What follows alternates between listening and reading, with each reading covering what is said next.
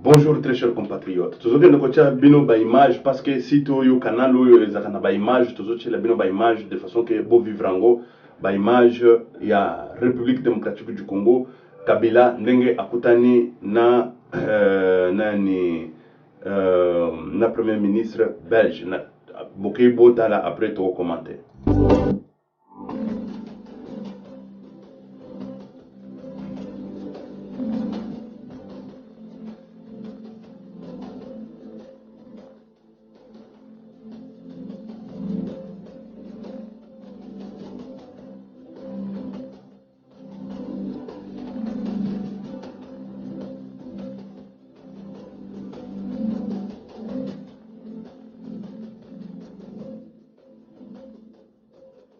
Un entretien qui était plutôt positif, qui était surtout très utile pour essayer d'avoir une bonne compréhension de part et d'autre de la manière d'envisager nos relations bilatérales. On a eu l'occasion d'échanger sur les questions géopolitiques, sur la relation entre l'Europe en général et l'Afrique. Je forme vraiment le vœu que cet entretien soit utile. Je forme vraiment le vœu que l'on puisse espérer des évolutions favorables dans les relations entre l'Europe et l'Afrique dans les prochaines semaines, les prochains mois, mais aussi sur le plan bilatéral. J'espère qu'on pourra enregistrer des progrès et j'espère que cet entretien, c'est mon sentiment en tout cas, a été plutôt utile, plutôt positif et devrait plutôt conduire, je l'espère, à pouvoir améliorer à l'avenir la compréhension entre la RDC et la Belgique et améliorer donc nos relations bilatérales dans l'intérêt des populations respectives, dans l'intérêt de l'ensemble des populations respectives. Bonjour, très chers compatriotes. Bomoni image oyo nani ya premier ministre ndenge bakutani na Joseph Kabila yango nazo sabino bo s'abonner massivement pour pouvoir voir des images awa tuzo na ba image na ba preuve parce que si tu mosusu wana tuzui ba moi mindondo ba moi problème de façon que to fait ça bino ba image mais de toute façon toza wana de façon que to yeba ndenge nini to ko bunda po information et comme la cabino mais bino pe il faut boye da kabiso de façon que boss abonaka tant tozolo ba boss abonner c'est parce que ba information et comme la cabino boye ba loza ka informer pona makambo oyo ya République démocratique du Congo oyo ezole kana mboka na yo mboka na mboka ya biso nyonso mboka ya bana na biso mboka ya bakoko na biso mboka ya ba congolais comme on a teke au Congo tokoteka ngo et tout ça okoteka ngo à combien tala premier ministre ye wana belge azolo bapona ba nani ndenge balobi wana tozokende koyoka bazokende kolobela pona ba relation moko bilatérale latéral ba relation ezala kitoko ezonga bien po ba relation wana ezala entre Afrique et nani Europe, c'est-à-dire que balobi ka Belgique en mon côté mais Afrique et Europe awa tozoya koloba ba situation oyo tomoni na bilili oyo boyoki toyoki ngana yo yango tozolo ba boss abonné na canal oyo massivement pour bozo ka ba information ya mboka makambo oyo ezoleka na kati ya République démocratique du Congo avec des appuis à la avec de preuves à l'appui hein voilà situation yango wana Nani Kabila, vous savez que babandaka koboya biso la Belgique et tout ça muto abandaka bima zoba wana boskize nga le mot ndenge bazoloba zoba ce n'est pas kofinga c'est-à-dire que muto abandaka bima na yende moi ridicule voilà un vrai mot yango wana muto abandaka bima ridicule wana mingi ezaki Mende parce que Mende il venait il disait de n'importe quoi il disait de boba mais aujourd'hui tala bango wana bayeko pas pourquoi parce que bayeko comprendre que là-bas c'est la source là-bas c'est bon, la source, c'est quoi? Est-ce que pour la Belgique va gagner à 100% ou les Congolais vont perdre à 100%? Non, c'est-à-dire la relation bilatérale, latérale, il faut il faut coopérer, c'est-à-dire 50-50, 50-50, tous travailler ensemble pour le développement de tous les deux pays ensemble. Ce qui tozo kende kotala ba makambo ya kalawana babomaki nani babomaki Lumumba mais on ne va pas évoluer mais Lumumba bino mako bakolo Lumumba bosala nini bakolo Lumumba bango moko ya ba tribu ya Lumumba basala nini na République démocratique du Congo rien eloko mokote bafandeli kaka na kombo wana bazosala nango commerce bazomata bazokita na commerce ya Lumumba on a tué Lumumba on a fait ceci la Lumumba et surtout les Mandela il n'a pas construit même une petite école primaire na mboka na bango une petite école primaire une petite école primaire Bandeko, on ne peut pas être là, deep, tozokende kotala kabanani yango ozomona peuple azali mobilisé parce que un peuple a besoin ya changement et changement ezali changement oyo tolingi changement za radical, c'est-à-dire que de côté ya Belgique puis de côté ya République démocratique du Congo changement wana ezali nini mbongo ekoma na kati ya eza mbongo bamali na bamali bazokende nango na bapana mo Pampers na ba Suisse na ba paradis fiscaux na ba nani Dubai Papers. Mais non, problème yango wana tozolite bitumba na biso yango wana bitumba ya Congo yango wana. Mais soki tozolite te pona Congo, nani mususu akolite pona Congo. Très chers compatriotes, nazozongela lisusu bo s'abonner de façon que on a une information comme la bino. Mais de toutes les façons, boyeba ke une situation ezali tellement tendue parmi la diaspora et belé ba benginga tozokende ko yango to nazongeli lisusu to sangani presque biso nyonso bana diaspora, c'est-à-dire tozali ba victime ya ba piraterie, victime ya makambo ebele oyo ezoleka na kati ya nani na kati ya ba réseaux sociaux de façon que to pesa kalisusu ba information qui to côté et là nous avons vite compris que YouTube atikeli bango ou Google atikeli bango ba porte d'entrée ebele. Là Google il nous doit une explication claire et nette auprès de la justice, c'est la justice.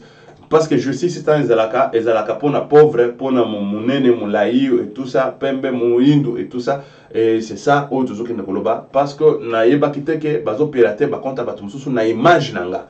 C'est pas mon image ba vidéo nanga ba kangela ba tumsusu bana.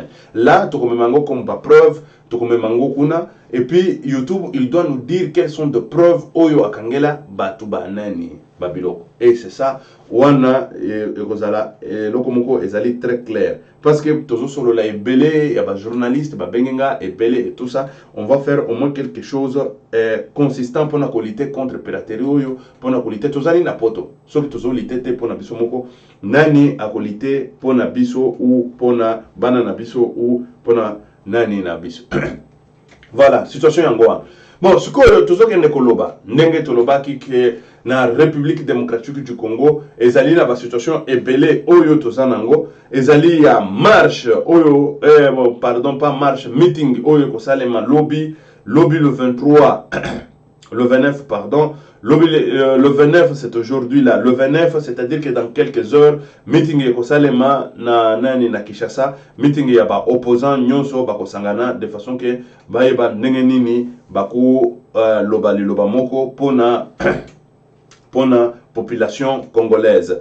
Mais tout ce qui est de la paix, ba pasteur, boyebi ki ba pasteur, baza ba tumoko boye, baza ba opportuniste et puis au lieu de lutter ensemble na banani bango bazelaka opportunité moko boye ya baya bakota et puis basala bisala sala na bango. Baya basala bisala sala na bango. Voilà, problème yango wana oyo tuzanango et tout ça. Situation mususu ezali boyebi bateau babimaki. Nous avons des images, je ne sais pas si je peux vous proposer des images.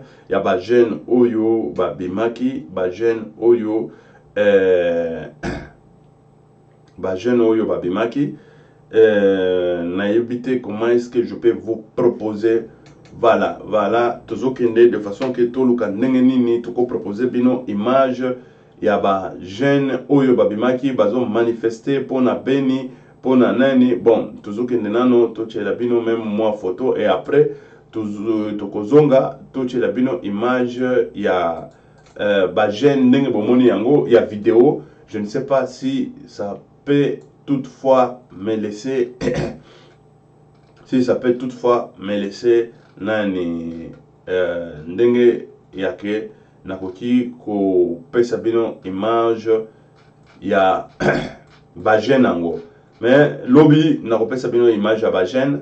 De toutes les façons, je vais préparer image ango. Lobby nakopesa bino lelo moyen ezalite parce que na préparaki ango te et tout ça. Mais bajen bazaki wana ndenge babanda koloba ndenge bazo crier et tout ça. Tokoyela bino ba bilili babimaki bazolela pona bande kona bango na beni bazolela na beni bazoloba. La situation doit se décanter parce que situation wana ezali situation créée par Joseph Kabila.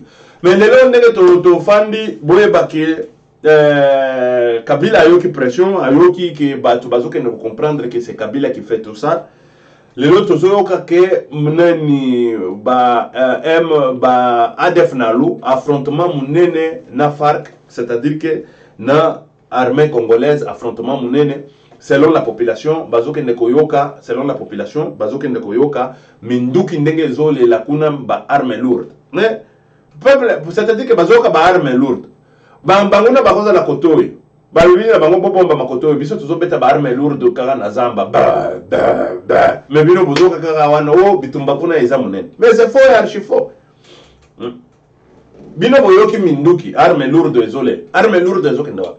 Parce que il faut tout d'abord un bakende ko nani ko ebisa biso. Effectif tout d'abord ya ADF na lo baza combien? C'est ça. Effectif kaka. Baza 300, baza 400, baza 1000, baza 5000, baza combien? Parce que bazo kende na bato, 3 bato basangani, bozo no peut ko beta bango ba arme lourde. Bon, arme lourde wan. Sikoyo bango bazo ki wapi ba arme lourde. Parce que ba arme lourde ezali biloko moko boye, Kalashnikov bakozwa na bango. Mais ba arme lourde, eko uta api. Bango ba ADF na lu bazana ba arme lourde, bazo se changer na FARC. E uti wapi? Et où tu vois. Parce que selon garçon il appelle ça qui biso audio lobby ndenga zokende koloba ndenge bama ndenga zokende koloba azokende koloba non la situation ndenge ezawana ezali pona ba multinationaux et tout ça mais tamba tu bazokende kosana et pas ba multinationaux ils n'ont pas de moyens pour bakende kosana ba armes lourdes ils n'en ont pas bon excusez ils n'ont pas de moyens pour bakende kosana ba armes lourdes. Ce que barme lourde wana e uti wapi. C'est ça le grand problème. Problème muneno tout ça nango yango wana. Barme lourde e uti wapi. Popo kende koyeba makamboyo ezokina na kosalema na kati ya République démocratique du Congo. Batu wana bazali banamura. Batu wana bazali bazali sopani. Même barme lourde wana bazobeta bango te. Ezaba di bofanda na bino kotoyo. Biso to baba ndiko bwaka boye barme lourde na zamba. Et c'est comme ça, tant nazo bisabino voye ezo salema bongo. Pour battre un peu vigilance que la FARC azo s'affronter na nani ADF nalu. C'est faux et archi faux. FARC est égal à ADF nalu. Kaka bango wana bayaki butu. Bango ne bakomi kotia ba nani ba arme lourde côté kuna na zamba. Batu bazate kuna bango bazotia ba arme lourde. Bazotia ba arme lourde. FARC nani ADF nalu aza logé wapi. Ba bisabiso isika zali logé. Bayi bisabiso bazali effectif na bango eza combien? Bayi bisabiso minduki na bango ezali minduki ya capacité nini? Bayi bisabiso babisika ba sombi minduki na bango basombi yango wapi? Bayi bisabiso minduki wana basombi yango na mbongo nini? Na mbongo euti pe wapi? C'est ça le grand problème. Problème muneno tout ça nango yango wana. Ezala teki écoutez machin mais non hein. Il faut bayi bisabiso esika oyo excusez il faut baya bisabiso bisika oyo nani bisika oyo ba yange wana voilà bazwi minduki et puis basombi yango na mbongo nini pe nani muto financer bango ba mbongo yango nyoso problème yango wana tozana ngo na kati ya République démocratique du Congo awa nazo bunda de façon que na pesa bino image ya ba jeune ya lucha mais wana na promettre bino lobby nazo ya kopesa bino ba image ya ba ezali lucha te ndenge na ebisaki bino la fois passée ezali lucha te ezali esecho hein c'est quoi encore comment ça s'appelle mouvement citoyen ya ba nani voilà mouvement citoyen ezali ya lucha mais bazali ba lucha te. Mais de toutes les façons, bazawana, bazolité ensemble comme lucha, bazolité ensemble, n'était batunyon so. Voilà, situation yangowan. Bon, toujours qu'elle ne peut koloba, situation msusu ezali que boyebi nani réunion ya ba ministre. Ezalaki dirigé kuna na Nations Unies. Bon, na Nations Unies ba ministre bazalaki wana, bazalaki pe na batu ya CPI, batu ya CPI pe bazalaki wana.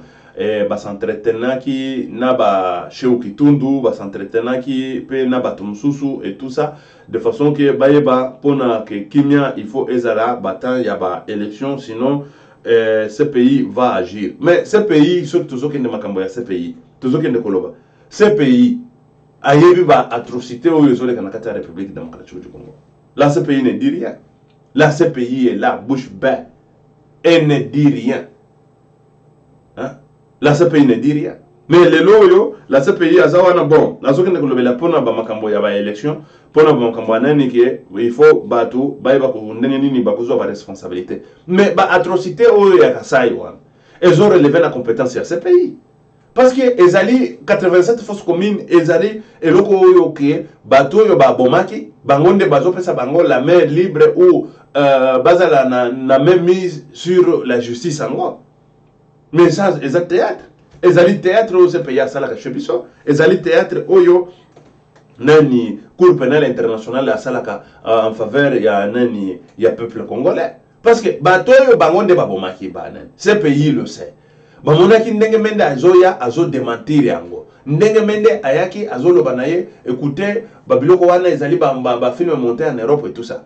Mais comment se fait-il que bon pesa kaka bango moko bo juger situation yango? Mais c'est quoi ça?